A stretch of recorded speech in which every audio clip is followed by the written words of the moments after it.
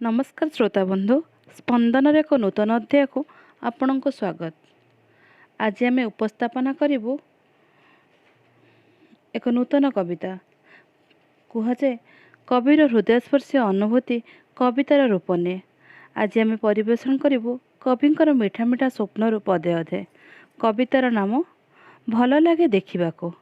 कवि सविता नायक, उपस्थापिका प्रज्ञा। भल लगे देखिबाको मीठा मीठा सपन, सपन छुईबाको आकाशर अंगन।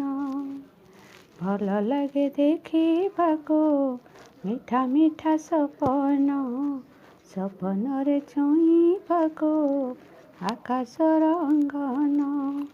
आकाशर तारा माने बगीचार फूल होई मरम को छुई जाते हृदयर साथी होई। सतेअबा फेरी आसे सेही मधु लगन।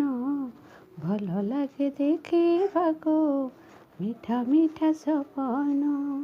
सपन रे जह्न केबे हसुथाए खिले खिले, फूल परी मन तार झिअटिए से जगले। सपन रे जह्न केबे हसुथाए खिले खिले, फूल परी मन तार झिअटिए से जगले।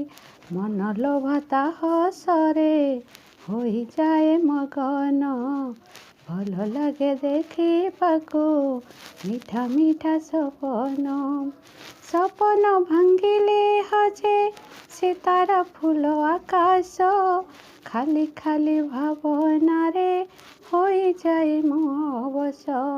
सपन भांगिले हजे सितारा फूल आकाश, खाली खाली भावना रे होई जाए मोहवश।